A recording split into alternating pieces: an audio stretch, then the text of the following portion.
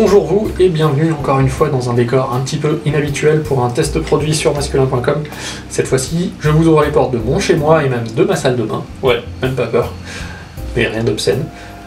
Pour vous faire tester un produit un petit peu particulier, une tondeuse à barbe, la Panasonic GD50, qui se distingue par ce design un peu particulier, on va y revenir.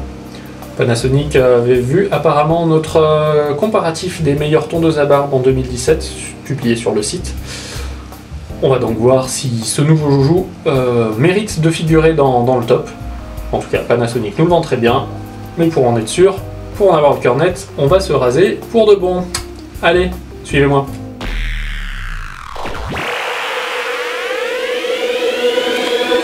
Alors voilà, dans le détail, à quoi ressemble cette tondeuse Panasonic GD50. Inutile d'être un expert pour se rendre compte que sa principale particularité vient de ses lames. Des lames japonaises d'une durée de vie de 3 ans. C'est déjà bien, mais c'est pas ce qui nous intéresse. C'est cette position qui permet à la tondeuse d'être utilisée davantage comme un coupe-chou, une chevette, que comme une tondeuse à barbe classique où les lames seraient plutôt situées ici. Le mouvement s'en ressent, vous verrez tout à l'heure, mais cela ne nuit en rien à l'efficacité.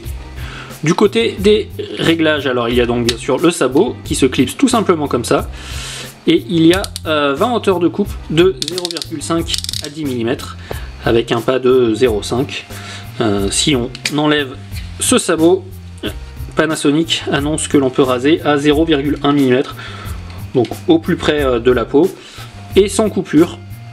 En tout cas sur le papier, on va tester ça dans la foulée. Niveau autonomie, Panasonic annonce là aussi 50 minutes d'utilisation pour 1 heure de charge. C'est tout à fait honnête. Et je vais déjà vous annoncer le prix de cet instrument. La Panasonic GD50 l'e-Shaper est proposée à 87,99 €. Ça peut sembler cher, mais vous allez voir que je crois que l'efficacité est au rendez-vous.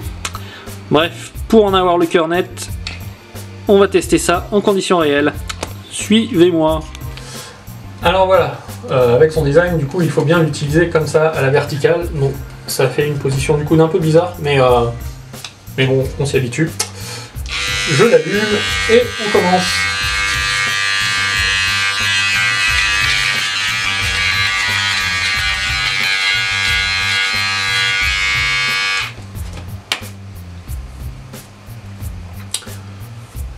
Bah rien à dire, ça se passe plutôt bien, ça semble efficace, c'est confortable, c'est facile d'utilisation, mis cette position du coude comme je l'ai dit, mais rien de très grave.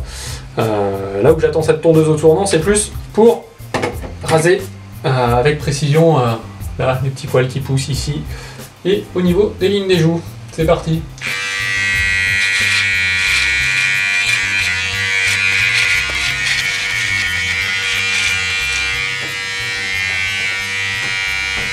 Vous voyez le coup du mouvement, c'est pas forcément trop dans quel sens la tenir. Hein.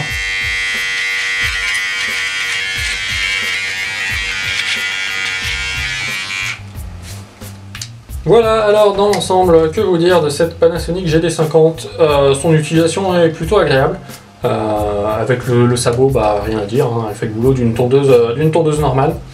Sans sabot, je l'attendais au tournant, les lames japonaises coupent vraiment très bien, c'est précis, c'est net, et ça ne tire pas les poils, donc ça c'est super agréable. Le seul petit hic, c'est peut-être la largeur, un peu plus de 3 cm, 3 cm et demi de lame, qui sont pas forcément pratiques sur certaines zones, donc, mais pour le contour du cou, pour les lignes des joues, une fois que vous avez bien pris le coup du mouvement un petit peu particulier, du fait qu'il s'agit d'une tondeuse un peu hybride sous forme de coupe-chou. Une fois que vous avez pris ce coup de main, donc normalement il n'y a pas de souci.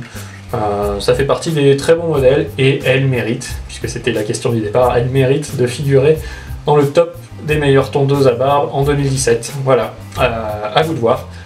87 €, je l'ai dit. Vous retrouverez de toute façon le descriptif complet et tout ce qu'il faut savoir dans notre article qui sera publié sur masculin.com.